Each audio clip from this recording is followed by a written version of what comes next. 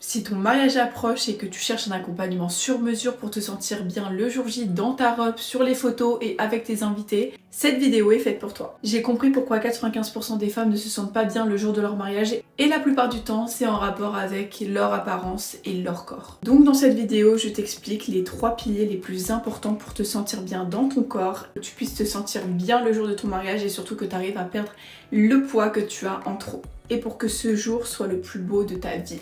Donc reste bien jusqu'à la fin de la vidéo parce que le 3e pilier est le plus important. Avant de te donner les premiers piliers, je t'emmène avec moi dans ma journée. Là il est 10h30, j'ai trop faim, on va aller déjeuner. Je vais t'expliquer comment je gère mon alimentation et ensuite on ira à la salle pousser un peu de foot. Let's go! Bon, du coup en ce moment ce que j'aime bien faire c'est prendre du pain de mie complet. Pourquoi pain de mie? Parce que du coup ça va t'apporter assez d'énergie, surtout que là le but c'est d'aller faire une séance juste après, donc il me faut le quota d'énergie suffisant pour aller pousser de la fonte. Donc j'en prends 2, tac. Bien évidemment je les grille, parce que c'est mieux comme ça. D'ailleurs je sais pas si tu connais cette technique, tu me diras en commentaire, mais faire cuire des œufs au micro-ondes pour éviter les matières grasses, ça j'aime beaucoup trop cette technique, je la fais presque tout le temps. Tu mets un petit fond d'eau dans un bol, tac, tu casses ton œuf. Oh. Et ça part au micro-ondes 1 minute 30. Après tu peux jauger, tu peux rajouter 30 secondes, mais vérifie bien parce que ça peut péter. Là ça va cuire tranquillement, j'évite les matières grasses. Et là je peux tartiner du coup mes pains de mie de Saint-Maurice. Vérifie si c'est cuit, normalement c'est ok. Donc voilà la magie, c'est cuit. Je vais les sortir de l'eau. Voilà. Oh, j'assaisonne un petit peu avec ce que j'ai sous la main, histoire de donner un petit peu de goût. J'ai complété avec un shaker d'Isoclear. Pour moi c'est important dès le matin d'avoir quand même un bon quota de protéines. Donc là ça m'a pris 10 minutes pour avoir un petit déjeuner, mais vraiment des plus classiques parce que moi je suis pas dans la difficulté. Le but c'est de tenir sur la durée des bonnes habitudes et j'ai pas envie de tous les jours me faire des pancakes si j'ai pas le temps en fait. Donc là pour vous expliquer, j'ai mon apport en vitamines avec le petit kiwi. J'ai 2 tartines de pain de mie grillé, du coup j'ai l'apport suffisant pour pousser assez à la salle et avoir assez d'énergie pour toute la matinée. J'ai mon apport protéiné avec les 2 œufs, ça fait à peu près 15 grammes de protéines. Si tu as de la whey c'est encore mieux parce que du coup ça te rajoute 25 à 30 grammes de protéines. Si tu n'as pas de whey c'est pas grave, déjà ça c'est déjà très bien. Et d'ailleurs je le répète, mais si tu cherches à être accompagné, à savoir ce qui te correspond à toi, avoir un accompagnement sur mesure, un plan nutritionnel, un plan sportif avant ton mariage, tu peux retrouver mon lien pour réserver ton appel dans ma bio. Bon du coup go à la salle, je te donnerai en même temps le premier pilier qui te permettra de te sentir le mieux possible dans ton corps pour le jour J et pour rentrer dans ta robe. Donc si t'es pas abonné, abonne-toi. Si tu n'as pas encore liké cette vidéo, like cette vidéo. Et on y va, let's go.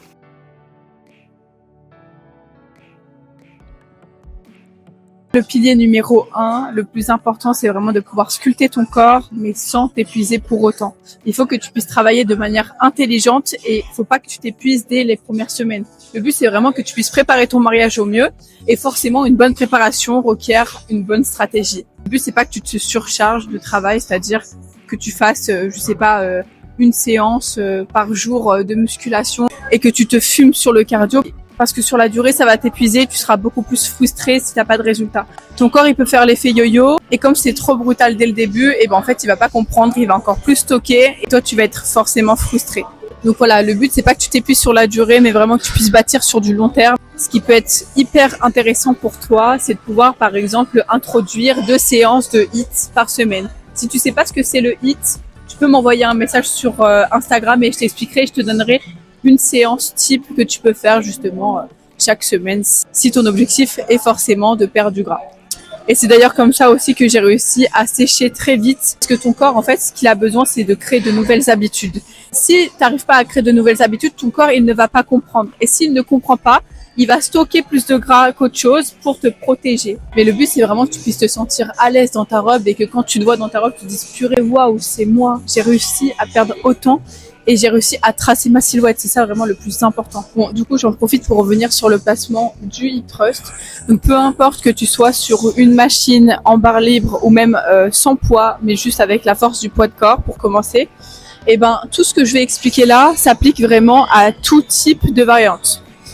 Le hip thrust, je le rappelle, c'est un exercice hyper intéressant pour galber ton fessier. C'est l'un des plus puissants parce que tu vas solliciter vraiment beaucoup de muscles pour t'aider justement à développer ton fessier. Donc let's go. Moi sur la machine où je suis, c'est un peu spécial parce qu'il faut que je règle du coup le dossier. Le dossier, je préfère quand il est droit. Pourquoi? Parce que ça va te permettre de pouvoir bien placer tes omoplates. Il y en a qui le mettent allongé, c'est selon ta préférence, mais moi je pars du principe que plus tu as un repère spécifique pour placer tes omoplates, plus tu arrives à gérer le mouvement. Pour le placement des pieds, c'est hyper important que tu puisses bien l'effectuer parce qu'en fait, selon comment tu vas placer tes pieds, donc si tes pieds sont en haut, tu vas plus ressentir les ischios. Vous voyez, quand je fais ça, je vais plus ressentir les ischios. Par contre, quand je vais venir en bas, ça va plus venir taper dans mes quads. En fait, il faut vraiment que tu trouves le juste milieu qui te convienne. Et d'ailleurs, si tu veux un petit tips, tu peux regarder. Si tes jambes font un angle droit, eh ben, c'est déjà un repère. Le but, c'est vraiment de pouvoir emmener ton genou et tes pieds dans le même alignement et que ça puisse aller vers l'extérieur. Ça va te permettre de pouvoir mieux pousser sur tes talons et niveau ressenti, tu me remercieras.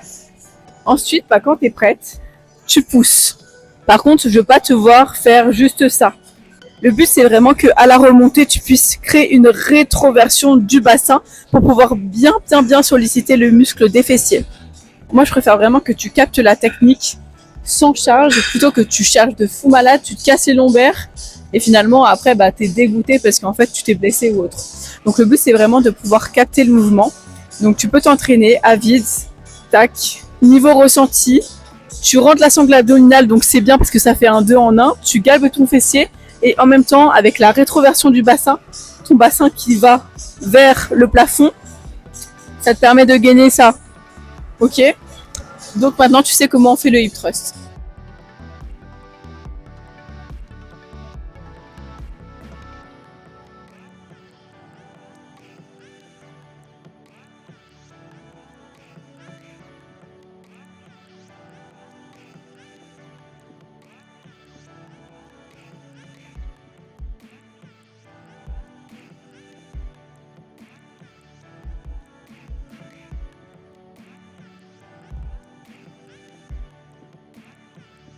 Bon guys, il est 19h. En rentrant de la salle tout à l'heure, j'ai été chercher un colis. J'ai grave travaillé toute l'après-midi en fait. Donc je trouvais ça pas intéressant de filmer ça. Voilà, j'ai créé du contenu, j'ai géré un petit peu mes business, etc. Du coup, je me retrouve à Nîmes avant d'aller manger mon dîner, du coup de soir. Comment vous dire que ça fait un bien fou de marcher. La dépense quotidienne, guys, c'est trop important. Ça, c'est un truc qui est trop négligé, mais vraiment, ça fait toute la différence sur le long terme. De pouvoir marcher, même si c'est 5000 pas par jour, commence par ça, tu vois. T'épuises pas. Commence pas à vouloir faire 10 000 pas par jour si tu sais que tu vas pas tenir. Commence petit, maintiens, et après, tu verras si tu peux augmenter ou pas. Si par exemple, tu as un parc à côté de chez toi et je sais pas, le midi, tu as encore un peu de temps sur ta pause, marche 20 minutes. Il y a à peu près 1 an, je marchais plus beaucoup, j'étais sédentaire. Peut-être que par jour, je marchais à aller minimum 1000 pas. C'était vraiment n'importe quoi. Et ce que j'ai fait, c'est que j'ai commencé à réintroduire dans ma routine des balades même de 10, 15, 20 minutes. Et c'est ça justement qui m'a permis de trouver aussi un équilibre. Je peux vous dire que ça a tellement réduit mes inflammations. J'avais du mal à digérer, ça m'a changé ça aussi parce que forcément plus on se dépense, plus on arrive à éliminer facilement. Je faisais aussi beaucoup de rétention d'eau, j'avais l'impression d'être tout le temps gonflée. Finalement, pareil, un petit peu de marche. Même après manger, une petite balade, en plus les beaux jours reviennent. Tu te coupes un petit peu, tu fais le vide. C'est trop bien, trop bien. Et des fois on s'en rend pas compte, mais sur le long terme, c'est tellement intéressant. C'est ça qui te permet de trouver un équilibre avec ce que tu manges aussi. Le but, c'est pas non plus de te restreindre, de tout couper du jour au lendemain. Le but, c'est vraiment de pouvoir, au fur et à mesure, te dire ok, donc aujourd'hui, je me suis fait plaisir, mais il faut aussi que je trouve un juste milieu. Il faut pas que ça fasse partie de mon mode de vie. Mais par contre, quand je le fais, quand je me fais plaisir, à la place, je sais pas, je marche un petit peu plus. Donc voilà, le deuxième pilier, ce serait vraiment de rééquilibrer ton alimentation, de pouvoir te dépenser aussi En fait, c'est vraiment de trouver un équilibre de manière générale. Ne sois pas trop dans la restriction, mais ne sois pas non plus trop dans le lâcher-prise. Ça, c'est vraiment ça qu'il faut comprendre. Il y a beaucoup trop de gens qui se restreignent du jour au lendemain, qui font des challenges 30 jours sans sucre. Sauf qu'après les 30 jours, des fois tu reprends le double de ce que tu as perdu. Et justement, dans mon accompagnement, le but c'est d'opter pour ce genre de stratégie. Donc si tu veux en savoir plus sur cette stratégie de rééquilibrage, je t'invite à aller directement dans ma bio. Tu vas retrouver soit un lien pour réserver ton appel avec moi directement, pour que je puisse dresser un diagnostic de ta situation et de tes objectifs physiques. Ou sinon, tu as aussi mon Instagram où tu peux me DM pour me poser tes questions. Les gens, ils vont me voir avec une capuche tout en noir, avec une grosse ring light et un trépied. Ils vont se dire, c'est qui celle-là en fait? Maintenant, je vais parler du troisième pilier qui pour moi est vraiment le plus important. Si tu appliques le pilier numéro 1, numéro 2 et surtout le numéro 3, tu verras vraiment une transformation pour pouvoir passer le plus beau jour de ta vie et surtout profiter avec ton entourage. C'est ça vraiment le plus important. Le pilier numéro 3, c'est de changer ton énergie. Tes proches à ton mariage, ce qu'ils vont remarquer, c'est pas ton poids. Ce qu'ils vont remarquer, c'est ce que tu dégages, ton glow et la confiance que tu as en toi. Forcément, le fait de perdre du gras, le fait de perdre du poids va t'aider justement à améliorer cette confiance. Mais forcément, la confiance, c'est quelque chose qu'il faut que tu apprennes à acquérir. Et forcément, ça, tu l'acquiers avec mon accompagnement. Je vais te donner toutes les clés qui m'ont permis justement à mon tour d'avoir confiance en moi avant même d'avoir forcément des résultats physiques. Tu peux avoir le corps que tu veux, il n'y a pas de souci.